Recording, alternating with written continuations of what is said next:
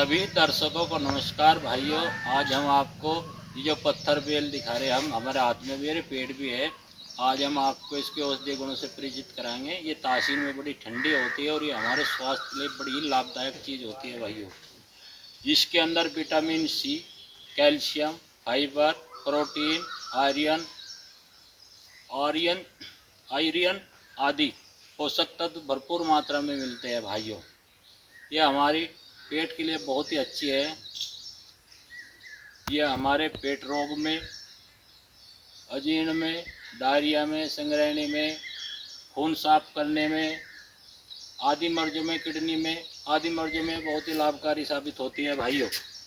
जैसे किसी भाई को यदि पेट में गर्मी हो या अल्सर की शिकायत हो तो बेल का जूस पीने से वे रोग शांत हो जाते हैं भाइयों। यदि किसी भाई को अल्सर हो, वो भी इसका शरबत बनाकर यदि पिए तो अल्सर में काफ़ी आराम मिलता है भाइयों।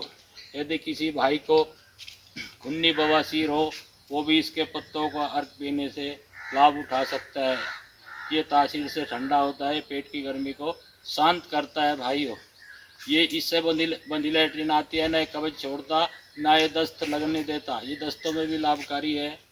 यदि इसका सेवन दस्तों में मरोड़ में किया जाए तो वे भी सही हो जाते हैं। यदि किसी बच्चे को दस्त हो तो वो इसके पत्तों का 1 चम्मच रस यदि उसको पिला दिया जाए तो वे दस्त बंद हो जाते हैं भाइयों। यूरिक एसिड में भी ये बहुत लाभ करता है।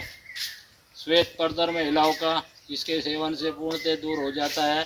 पत्थर बेल का चूर्ण, माई मज्जू, मोचरत, चिकनी सुपारी मिलाकर यदि सेवन किया जाए तो श्वेत पर्दा समूल नष्ट हो जाता है भाइयों। धात रोग में भी ये बहुत लाभकारी है। इस पत्थर बेल का चूर्ण, इसको सुखाकर इसका पाउडर बना लिया जाए और उसको 1-1 चम्मच दूध के साथ लिया जाए तो ये धातु रोग भी दूर करता है भाई। इसके अलावा ये संग्रहणी में भी बहुत लाभकारी है। यदि किसी भाई को संग्रहणी हो, वो भी इसके सेवन से लाभ उठा सकता है भाइयों। और भाई ये जो है फैटी लीवर हो किसी का, उसके लिए भी बहुत लाभकारी है।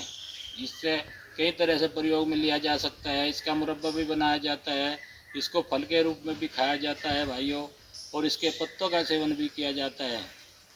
ये बहुत ही गुणकारी और लाभकारी है भाई। यदि किसी भाई को किडनी रोग हो तो वो इसके पत्तों को पीसकर या पानी में पकाकर यदि उसका काढ़ा पिया जाए तो उसका किडनी रोग दूर हो जाता है।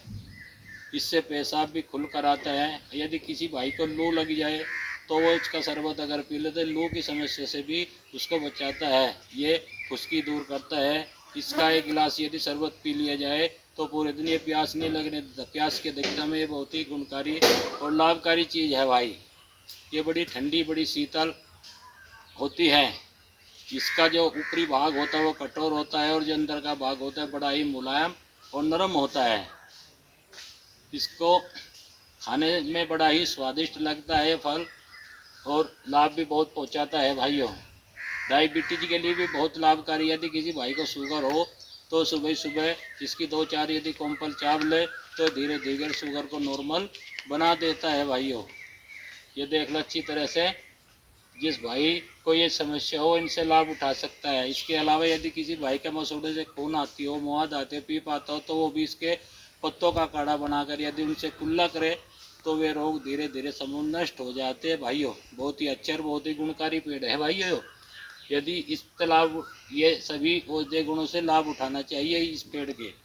भाइयों हमारे चैनल को लाइक करिए, सब्सक्राइब करिए, शेयर करिए। धन्यवाद।